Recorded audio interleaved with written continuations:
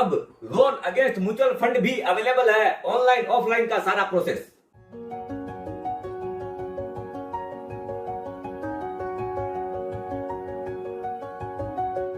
सुप्रभात दोस्तों, आप सभी का एसके हेल्थ एंड वेल्थ में स्वागत है। दोस्तों, कभी भी अपने को अचानक से कोई कैश क्रंच हो गया, कभी भी कोई अपने को मेडिकल इमरजेंसी हो गई, या कभी भी कोई भी चीज के लिए अगर अपने को शॉर्ट टर्म फंड की रिक्वायरमेंट है, तो अपने क्या करते हैं, अपने या तो प्रॉपर्टी के अगेंस्ट में लोन लेते हैं, गोल्ड के अगेंस्ट में, या एफडी के अगेंस्ट में, इक्विटी शेयर्स है, कोई भी के अगेंस्ट में लोन ले लेते थे।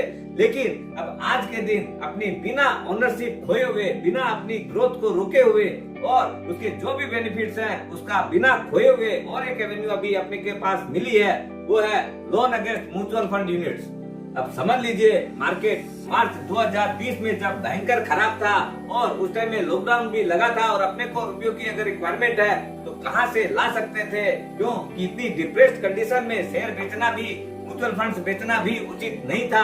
तो अपने उसके अगेंस्ट में लोन अगर ले लेते हैं तो अपना बहुत हद तक काम भी हो जाएगा और अपनी ओनरशिप भी कंटिन्यू रह जाती है। उसका क्या प्रोसेस है, सारा क्या क्या लिमिट्स है और सारी चीजें की जानकारी लेते हैं। ये जो लोन है, अपने कौन कौन सी इंस्टीट्यूशंस है, कौन कौन से ऐसे प्लेयर हैं, कौन सी ऐसी बैंक्स है जो अपने को प्रोवाइड कर सकती है। बैंक्स में जैसे आपकी HDFC है, ICICI है, एक्सिस है, SBI है, सभी लोन दे रही है। उनकी अपनी अपनी प्री कंडीशंस है, वो सबको देख के लोन ले सकते हैं। अब और एक जो चीज है, इसमें अपनी मोड ऑफ होल्डिंग कुछ भी हो सकती है, इंडिविजुअल है, HUF है, कंपनी है, LLP है, सबके अगेंस्ट में लोन अवेलेबल है। तीसरा पॉइंट है मिनिमम एंड मैक्सिमम लिमिट। दोस्तों, मिनिमम में आप समझ लो एज लो एज 25,000 रुपया और मैक्सिमम में इक्विटी के अगेंस्ट में 20 लाख रुपया और डेट के अगेंस्ट में 5 से 10 करोड़ रुपया तक भी लिमिट में काम होता है।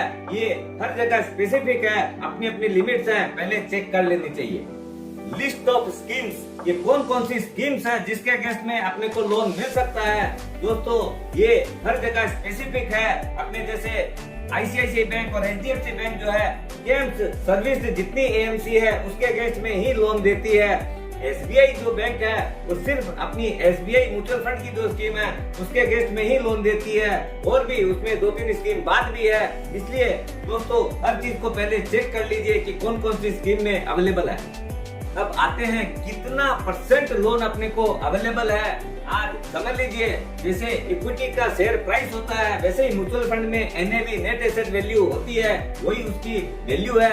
अपने इक्विटी के अंदर यूजुअली 50 से 60% ऑफ द वैल्यू मिलता है। जैसे समझ लीजिए, आपके पास 10 लाख रुपया आज की NAV का म्यूचुअल फंड इक्विटी है, तो आपको जो जनरल जो है एज लो एज 50% तो मिलना ही है, यानी 5 लाख रुपया। और कोई कोई बैंकिंग इंस्टीट्यूशन तो हो सकता है आपको 6 लाख रुपया तक भी लोन दे सकती है। अब डेट म्यूचुअल फंड जो है उसके अंदर चूंकि रिस्क बहुत कम है, इसलिए उसके अंदर एज लो एज 80% तो आपको लोन मिलना ही है। ऊपर में हो सकता है 85-90% तक भी उन लोग लोन दे देते हैं। जैसे समझ लीजिए, अगर 10 लाख रुपए की आज के NAV का अगर डेट फंड है तो आपको इजीली 8 लाख रुपए तो लोन मिल ही जाएगा। ऊपर में हो सकता है 8.5-9 लाख भी मिल जाए।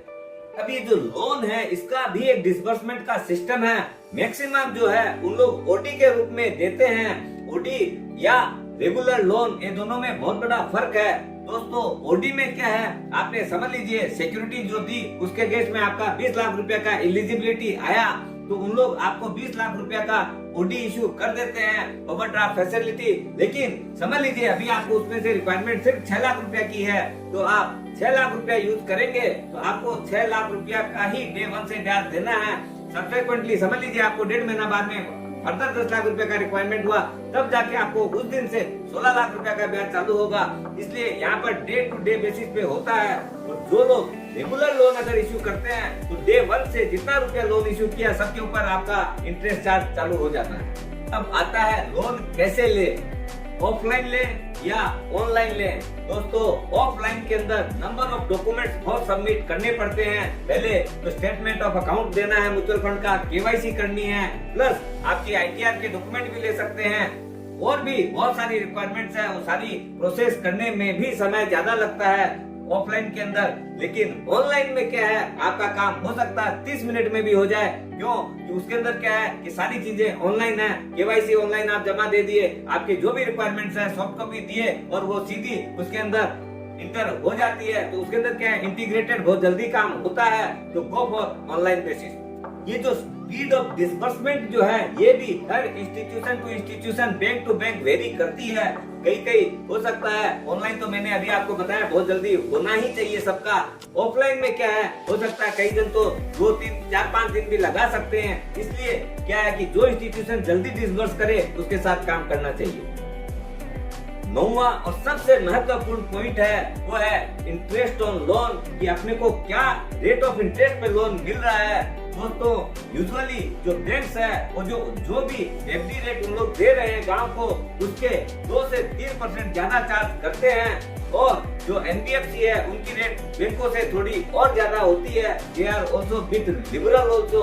इसलिए रेट ऑफ इंटरेस्ट जरूर देख लेना चाहिए, क्योंकि वही अपने ऊपर कॉस्ट पड़नी है।